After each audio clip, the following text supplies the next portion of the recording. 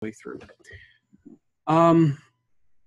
So this is our process. I'm going to share my screen. I'm going to walk you through. I'm going to do about 10 minutes of teaching. I'm going to go through this document with you. And then I'm going to work with Ruth, and we're actually going to go through the document as an example of actually how to create a story, because she's at she's already finished one collection. She's now ready to start a second collection. And so we're going to use that to show you how to go through this process. This document here has 5 pages, and I'll let you guys download it. This is our process. We start with a collection topic. We go then to a collection tagline. And then under the collections, depending if you're in an internship or an apprenticeship, you're either going to do 3 or 5 images per 90 days, okay? So in Ruth's case, she's an apprentice. She's in our 1-year apprentice program. So she's going to every 90 days do 5 images. And so she's in her second one here.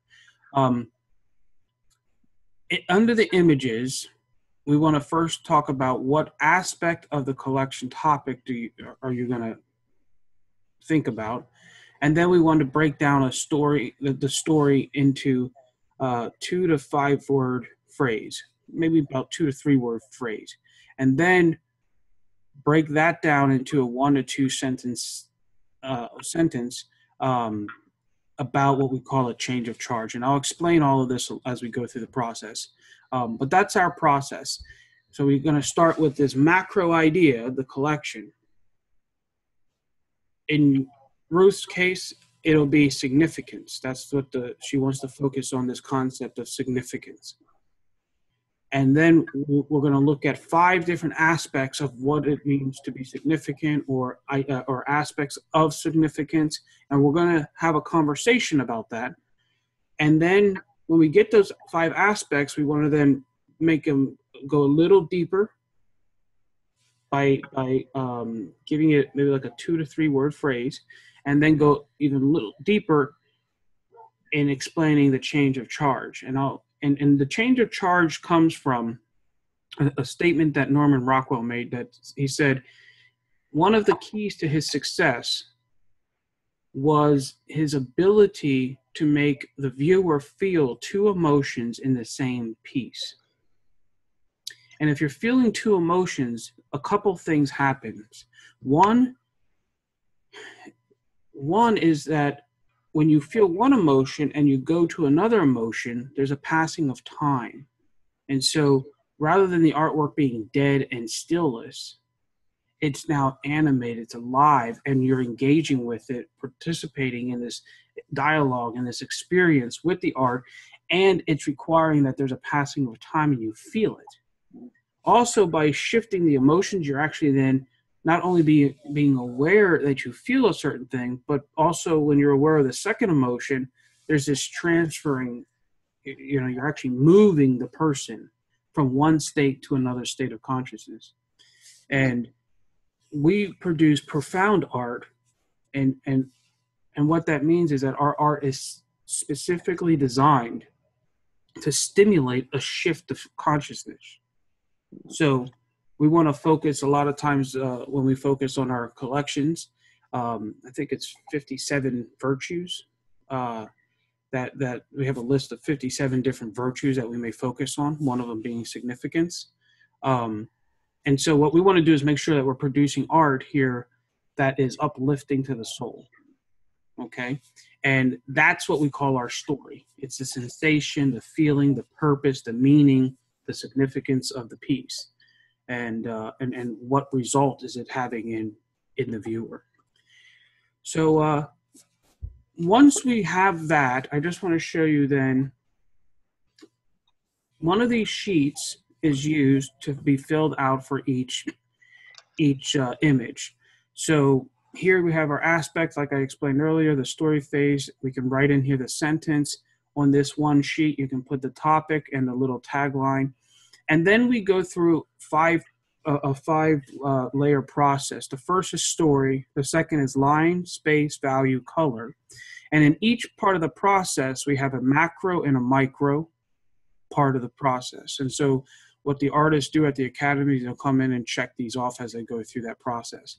Also down here, and this helps when you're trying to sell the artwork later, is then we call it cloaking in context. This is where you decide if you're going to do an abstraction or an animal painting. This is where we determine what the image of the artwork is going to look like. And then you just check that off. And then also, what's your medium? Are you going to do a painting? Is it going to be photography? Is it going to be pencil and ink, or, pencil and pen, or something else? Primarily, we deal with a lot of painters, so most of the artwork that we're producing ultimately will become paintings. This is our list of macros and micros, and you'll get this list when you download this PDF. This is what we teach at the academy. The thing is you could probably take this entire list and go to almost any art school or college or university, and 90% of the stuff on this list, people will have no clue what it is. And that's extremely sad. Extremely sad. So right here, we're dealing with this story. We want to keep our art profound. We want to keep it cosmopolitan. And so whatever our thoughts are, we want to make sure that 80% of the people out there, when they stand in front of it, can engage with it, can feel it. Okay? If you keep it too local, too regional, then you fall into this trap of representation and symbolism, which only allow a very small group of people to understand it or experience it. And since one of our visions and goals at the academy is to flood the world in beauty, we want to make sure that the art that we're producing uplifts the soul, makes a shift in consciousness to the positive, if you want to call it the positive, and that it's cosmopolitan, that it can really affect the most amount of people. Okay.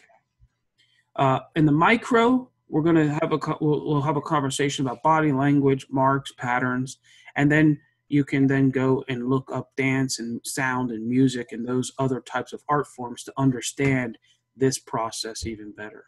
Okay. Then we'll go into line, space, value, and color, but that's what the apprentice and the interns get into. We're just going to share with you guys our story process first. And let me just take a minute to explain this here. Ruth was saying earlier about the dens, that we have different dens that meet throughout the week. In the dens, we focus on design, enlightenment, nurturing each other, and the art and storytelling. So that's what we focus on. We don't ever really get into conversations about mediums or styles.